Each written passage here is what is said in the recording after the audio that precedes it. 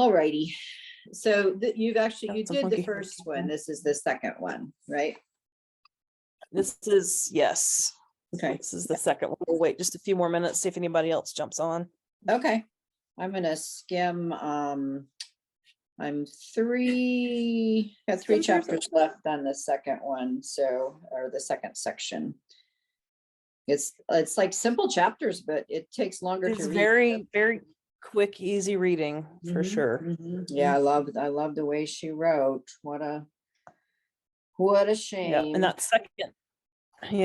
second section is definitely where the dividing line starts with people that love her or can't stand her, because she starts throwing some punches at the church in the second section. Well deserved punches, in my opinion. Yeah, I wish. I mean, I don't know who in the class is actually reading it. I wish more people were. I know you say you're used to college students to have zero expectations, but man, we are all grown-up people, and there's important stuff in here. But maybe this is sowing a little seed for future conversations that need to be had. Yep. I think. And this is recorded tonight, so if you're listening, read the book. I think so. I mean, there's so much in there. I think the conversations that we're having are good, definitely good in the class, but golly, you could spend a month on each section, if you really. You really could. Yep. All right, let me grab my notes real quick myself. Stand by.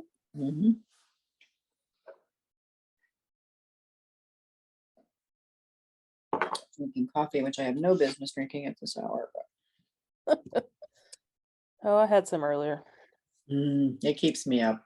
My husband gets this Santa's White Christmas, so it's this like a flavored, and I'm like, okay, it's just so good. I'll have a half a cup, but I'll pay for it.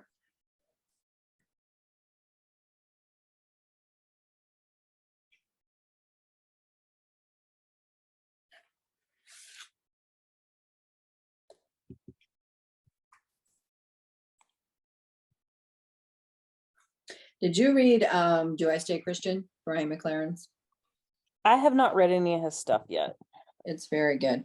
Well, this chapter 10, his whole the book is divided into 3 parts. Do I stay Christian? Part 1 is no. Part 2 is yes. Reasons people would say no. Part 2 is reasons people would say yes. And then part 3 is kind of, okay, whatever you've decided, here's what that might look like, how you might work around, whichever way you're going with this. So this chapter 10 that I just started in here is like basically the part 1 of his book, all of that historical, like, just bad stuff from way back,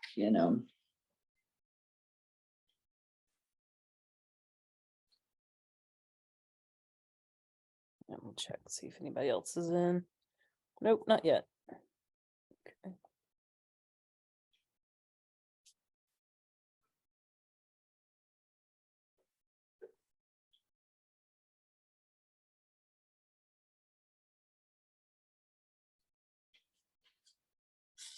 But yeah, this whole section begins the airing of the dirty laundry of the church. And it's rough, and I think the chapters are a great conversation starter, a nice way to wade your feet in, before you make any critical decisions just yet. It's rough, but it's truth, and I think we need to face it. I didn't know. I mean, I've been around a long time, but I never really read any of this stuff, or knew the details of all of this. It's certainly not emphasized anywhere. We don't talk about it.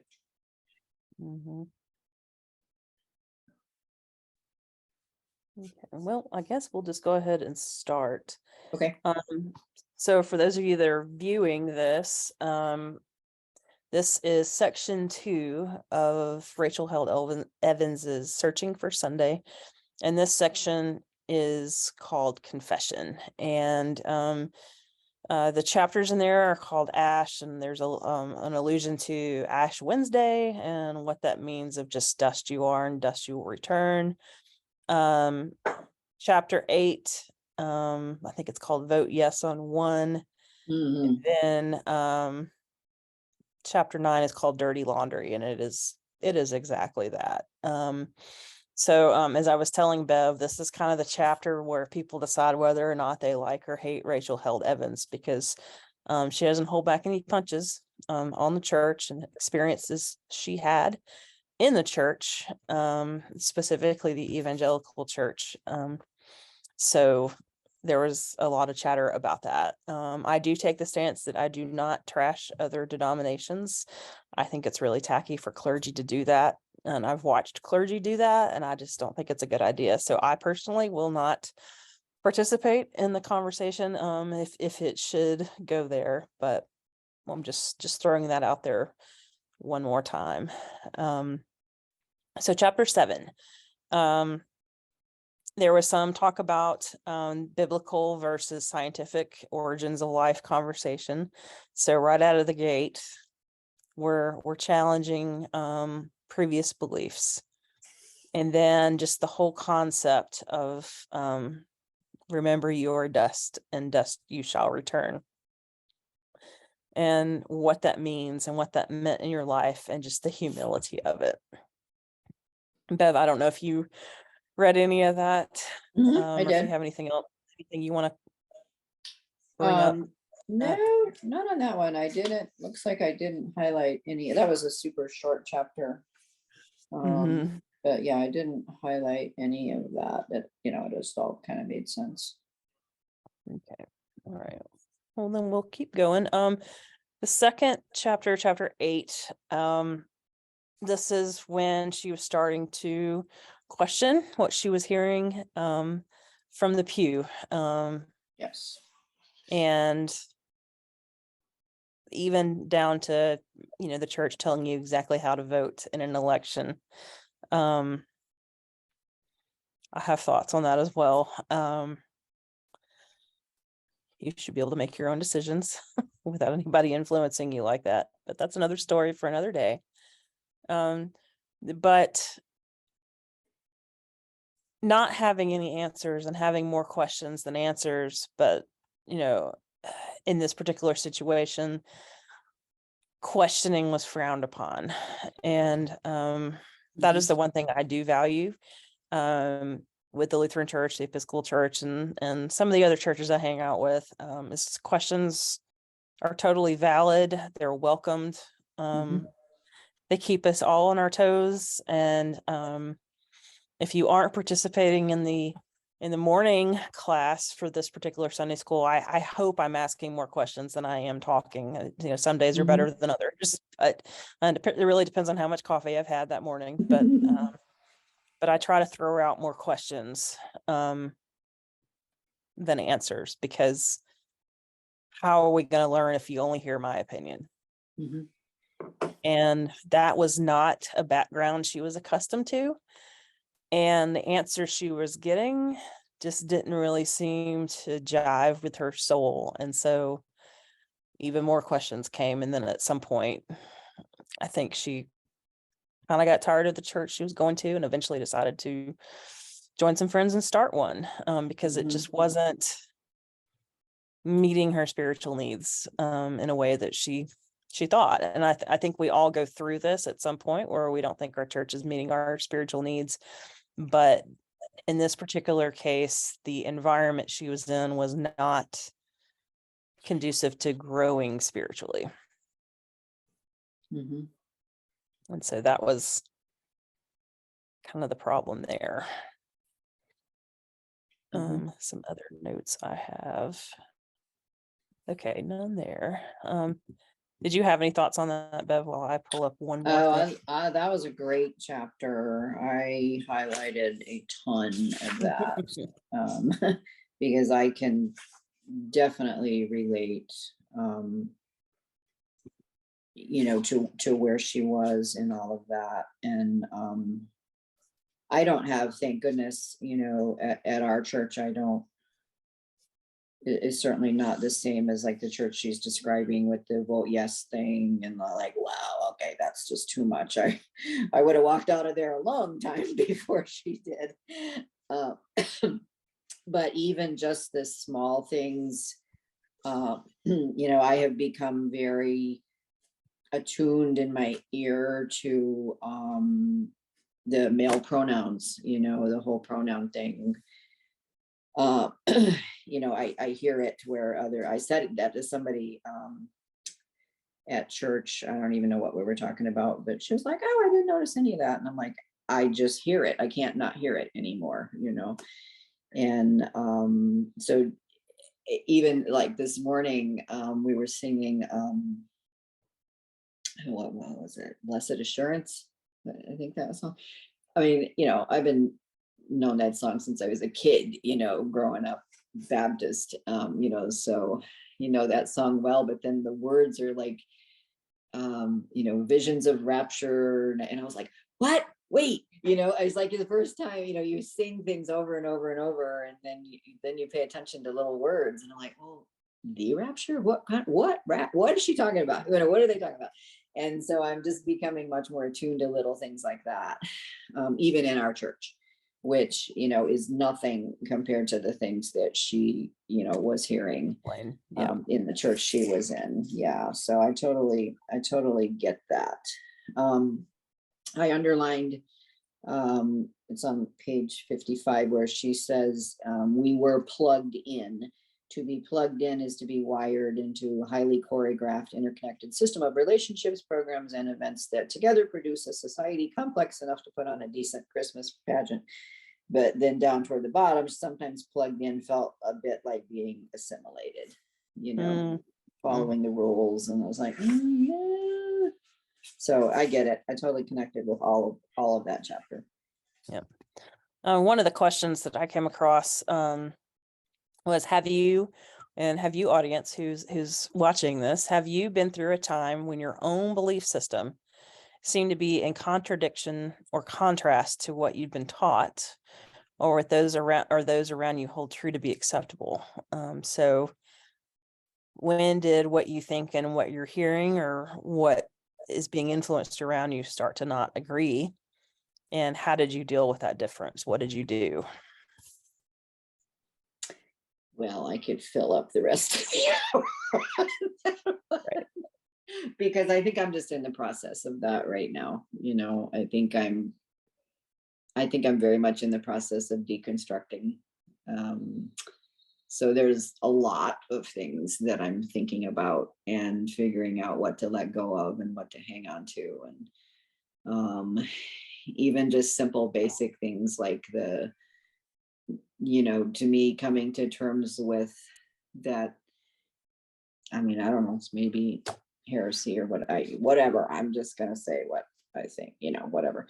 I think that the Bible is a collection of beautiful stories that we are to learn things from. Do I literally think the story of Adam and Eve is literal? I know, I don't know. I don't think too much about it, but there's a whole lot of things. You weren't there. Yeah. That we've been taught, you just kind to accept, as literal truth, that I think is probably just stories that earnest men wrote down to teach us things, and just looking at it from that lens changes a lot of things, and it changes a lot of things, and then it doesn't change a lot of things, but just that concept of thinking about things a little differently, you can still come to the same conclusions about them, but you don't have to believe in them as literal stories, which is just one small example. I mean, I got a million of them because I'm kind of working through a lot of things at the moment. And just for the the remote viewers, deconstructing Christianity. I like to think of it as like a dessert. Like, I went to a restaurant one time and they had a deconstructed Snickers bar. And so, they took all the ingredients of a Snickers bar and kind of like rearranged it on a plate in a completely different way, equally as satisfying, but just completely different approach. So if you can think of deconstructing Christianity as taking apart all the pieces, you're not leaving any screws out, but you're putting it back together in a way that makes a little more sense to you, without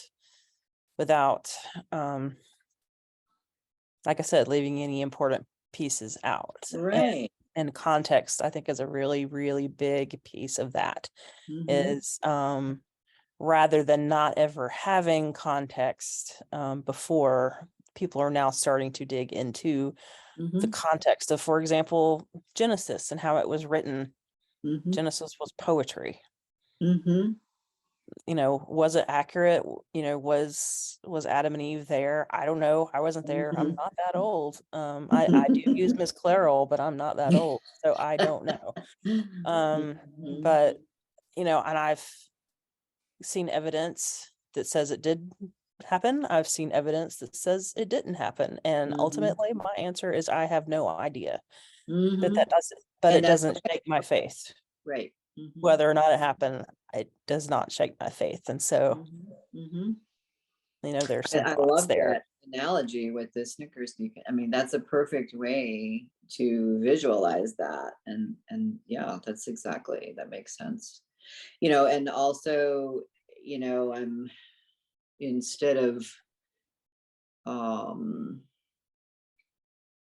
just making assumptions that things that you've always been told were the way to interpretation of scripture, that's huge. Let's don't go through 20 different translations and assume that that's the way it was originally meant. It just takes some time and work to really dig through all of that. And some people would say, that when you do that, you're just making it what you want it to say. And I'm like, no, I think I'm trying to research and understand probably what it meant in that day and time and society, and all of that. To me, that's not twisting it into what I want it to say. I think that's researching truth, I think. Yep. And for what it's worth, my New Testament professors, I'm still trying to figure out if they were pulling our leg or encouraging us to do this, but she always told us to spend 8 hours researching the gospel verse that you're doing the sermon on. And wow. That's going back to the Greek. That's looking at several translations, because translations were made by committee. Right. It was groupthink. So groupthink involves mistakes. And so look at that. Look at the social situation, the economic situation, and the political situation, because back then socioeconomic and political were all blended together. And then the historical. And then by then you might have an idea of what they were trying to convey. And then, read it a few more times to see what the Holy Spirit's telling you. And I don't think that's making it what you want it to be. I think that's you marinating in it and understanding what the Spirit was really trying to do in that time and how it applies today. Right. And so, you might say, oh, deconstructing is just a fad. Well, it's not, because that's what pastors are supposed to do every week to prepare for a sermon. Now, do they do that every week? I haven't quite made it to 8 hours myself personally. That's an aspiration, but that is the expectation that has been bestowed upon us at Wartburg, at least. Yeah, absolutely. Yeah, makes sense. And sometimes we walk away from, a Bible verse thinking, I thought I knew what this meant, and I was totally off this whole time. Exactly. Yeah. So it's a challenge. And let me see. The last section, oh, dirty laundry. We got into a lot of discussion last week with the dirty laundry. And this is just the whole thought of getting out of your comfort zone and taking that log out of your own eye first before Right. seeing the log in others. And some of the conversation that came out last week was things we do and being the hands and feet of God, and really kind of getting intimate with that line between faith and works. And, Mhm. we know that we are justified by faith alone, but at some point in time, that faith is going to make your feet move. Right. And you decide how much or how little your feet move. And you also decide how much guilt is involved with how much or little your feet move. Mhm. And so that was a big conversation last week of just, there's so many injustices in the world, and where do I start? I could have done more. I should be doing more, but I can't do more, and I even shared the fact that, I'm in school right now. There's only so much of me. Right. Right. Exactly. Could I do more? Yes, but at what cost? And Mhm. I'm not willing to sacrifice my family any more than I already have with school. Mhm. So it's just going to have to wait. Mhm. And then we started talking in class about, okay, well, what can we do in the time being? What are some little things we can do that just might make a difference? And Mhm. that's where we started getting back into the conversation of making little Ziploc bags of food and supply, and not really supplies, but just for people that live outside. Mhm. Nutri-Grain bar. Um, Mhm. I don't think I have MARTA tokens being in need in Kennesaw, Georgia, but Mm-mm. uh, just whatever we think we might want to put in there, and really starting to think of, okay, if you stopped at a stoplight and gave somebody something, what would they need and what would they not need? And then what are the Christian Concern folks doing at First Mhm. United? So we're not stepping on their toes if we decide to do Mhm. something as a Sunday school group. So Mhm. um, Mhm. so there was some chatter that was missed. If you're just tuning in to watch this cute little series on Sunday. Mhm. But that's kind of the conversation we started having of, given the time, space, and bandwidth, how can we do more in the world and slowly put ourselves out there and be just a little more uncomfortable than we were yesterday? Yep. Yep. When we did this before, and I'm trying to think what prompted it, I don't even remember. But we did exactly that. And I carried my bag around in my car forever, because you don't really run across people that much in this area. I just wasn't in Mm-hmm. places where they were. And I don't know, there was like a whole story to it that my mind has lost pieces of it now, but at the moment in time, it was very powerful for me. But I ended up pulling into a Publix parking lot, and there was a man there, an older man, with a sign. And I stopped. One of the things, well, sidetrack a slight bit. My son lives in New York City, and he has said over the years, he makes a point to make eye contact, with the homeless, and just the fact that someone is seeing you as a human being Mm-hmm. is huge. And so he just makes a habit of that. So I stopped, and I did that, and I talked to this man. I gave him the bag, and I remember, I mean, I just got in my car later and just cried, because he was an older man. And I'll still get choked up thinking it, because I looked in his eyes, and they were my grandfather's eyes. They were the same color blue, that kind of roomy, just old eyes. But I was just like, it was like so powerful. It was just huge. And like that one man just hit me so hard, because I was like, oh my gosh, I'm just looking into the eyes of my grandfather. And then I went into Publix and got him some hot food, and brought it back out.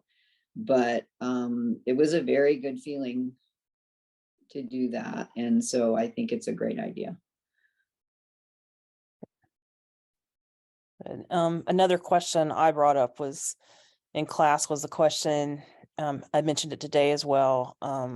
Professor said, what are you going to do as pastors to lessen the gap between baptismal covenants and or the promises of communion and the playing field that's leveled through communion? What are you going to do to lessen the gap between those two sacraments and reality? Yeah, for sure. And I think about that now every single day of what am I doing to ensure the dignity of every human being?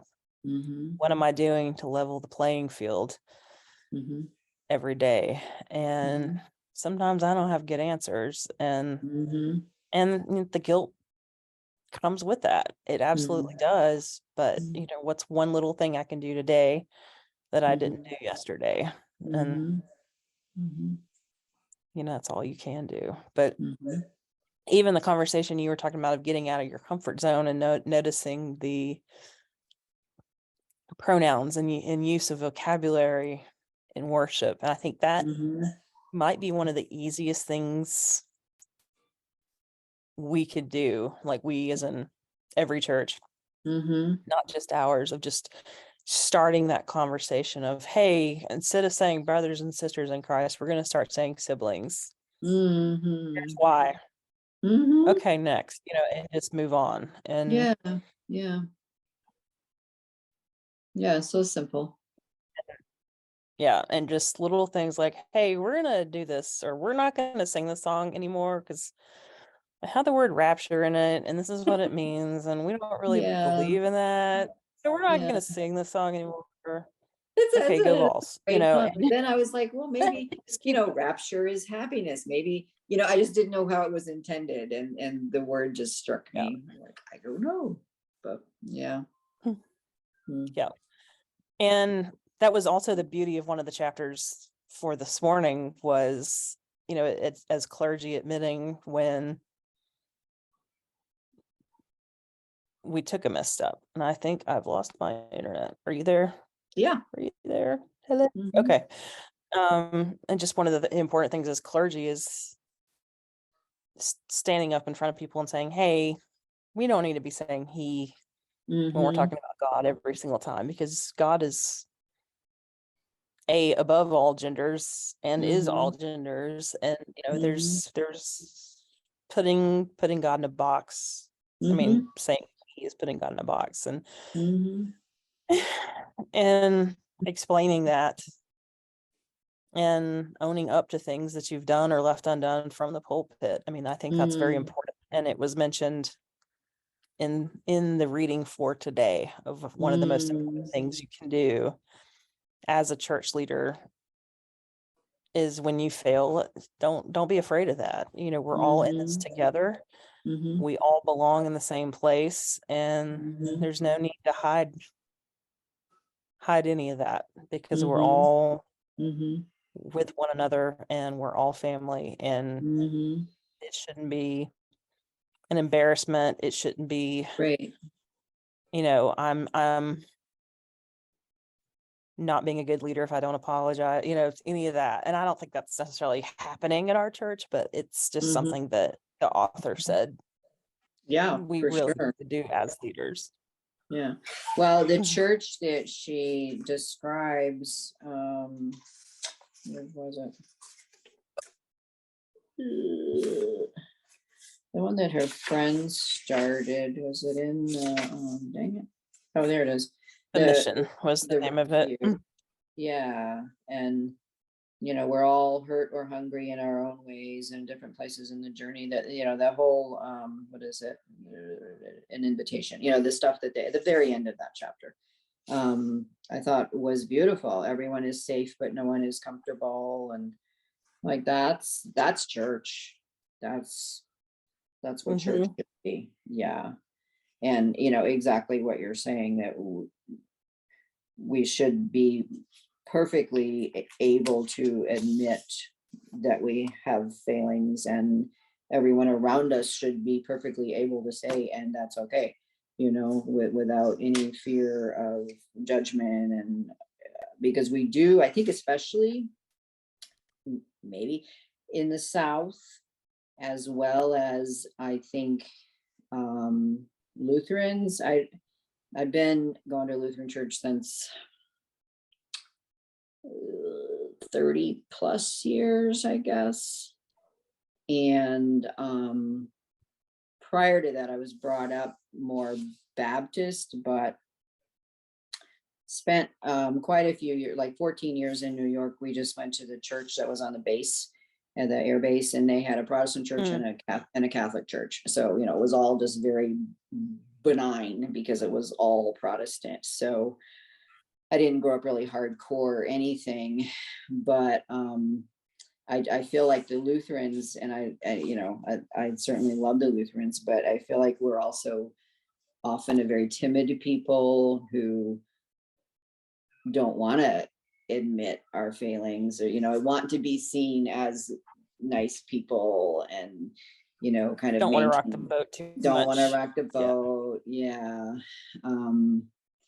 And that's not good, because like the person right next to you might be in a crisis, and we don't know, because we have to keep face and fake it, whatever. Nadia, she had a quote from Nadia Bolz-Weber, who I also love, something about faking it to, something like that. I think we do that, and faking it isn't a harsh, but you know what I'm talking about. We kind of put on that face that we're okay and you're okay and we're all okay. In fact, we may well not be. We're not doing ourselves or our neighbors any favors, by putting on those faces. I mean, I do it myself. I'm not. Yeah, I will say that the younger Lutheran clergy are more, vigilantes, a very strong word, but at the same time, they're not afraid to make people uncomfortable, and they're not afraid to put some social justice things out there. So it's in some ways it's coming, and I hope I'm somewhere right in the middle where I'm mother hinting you toward it. Absolutely. But maybe it's coming. But I do see hope in that. Oh yeah, I do too. I do. It's, we're going to be comfortable in the church for just a little while longer, and then these young ones are going to come out and good show us what's what. My daughter will probably be one of them. So it'll be awesome. Watch out. Absolutely.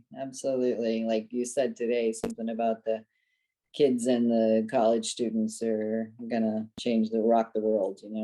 Go for it. Absolutely. They're gonna save us from ourselves. That's what you said. They will absolutely. That's exactly right. And I hope I live long enough to see it. They really will. Yeah. That was more or less the crux of the conversation from last week. We just spent a long time just talking about faith and doing and wanting to do because of your faith, and what can we do and what should we do, and how does that work, and what if we did something as a Sunday school, and we've never done that before, how does it work, and like, I don't know, I've not even been here 9 weeks, I don't know.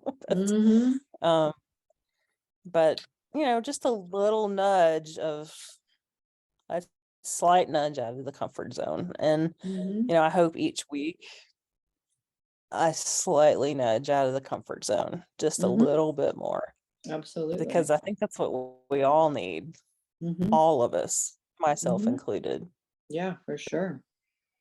Well, Yeah, maybe, his, Jesus turned over tables in the that's whole right. thing, and We can rock it a little so bit.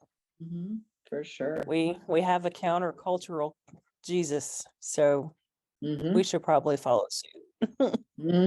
Absolutely. I agree. Well, should we make a list then of like the stuff that should go in the bags, and then by the end of the course here, have them packed up and ready to go? Like, I know, again, I don't say we have to do it like last time. I'm just, my recall, we put everything in a gallon bag, because then it, it's sealed up, stuff that we could fit in a gallon bag, and then it was easy to carry without spilling around in your car, and so that all made sense. And I remember putting socks. I remember that they say socks is one of the biggest needs. But I mean, maybe we just need to figure out how many bags we're going to do. Or were you thinking that we would each maybe, I don't know what were you thinking, maybe we should each do our own bag and one extra, or just we should, like, I would bring in all the socks and somebody else would bring in. What's your That thinking? might be the better way to do it. I think so. I honestly haven't thought that far ahead. I have not put on my logistics thinking cap just yet for this, but talk about it. But I think what might be the right answer is here's a list of things we want. How about you, Bev, if you're at the grocery store or whatnot this week, pick up an extra box of blah, or if you're at Wally World, go grab a thing of socks, and just make it a slow burn, and then eventually we'll have everything we need. Because we'll have the 2 weeks in a row where we don't have class, so that would give people plenty of time. And maybe that's the homework. Maybe that's the homework. Yeah. I like that. Makes sense. Okay. Cool. Good. All righty. Well, we got some things figured out. Yeah. Thank you. And thank you to anyone who was watching. It was the 2-person show, but join us next time. It worked. I appreciate the conversation. That was good. Good. Well, we're going to keep this going, and who knows what I'll do for next semester. I haven't figured that much out yet. I wanted to see how this one would go first, and going well so after far. today's attendance, it's pretty clear I need to hurry up and come up with something for next semester. Well, there's probably lots of options out there. Somebody, I did a book series on the Do I Stay Christian with, was it Rock of Ages Church? I think it was, maybe that's the book we do next. They're over on the other side of town. I can't remember which church it was. Anyway, but I have a friend who goes there, and she just say, hey, heads up, we're doing this if you were interested. And so we did it. Like Lucy did it mostly too with me. But somebody else in the group mentioned another book by Rachel Held Evans that was really good, because I remember Julie said, oh, was it Searching for Sunday? And she said, no, it was blah, blah, blah. So I've never read any of her other stuff. So, and just another one of her books might be good. I don't know. I haven't read them. I would say Do I Stay Christian is probably pushing it a little bit. Probably early, maybe. I don't know. And it's deep. I mean, you gotta read it. Hello. Who's this cowboy? How cute. Mine are usually walking back and forth in front of the screen. So cute. But yeah, you'll figure it out. But I think it's great. I think it'll be good. What do you think, cowboy? No comment. Okay.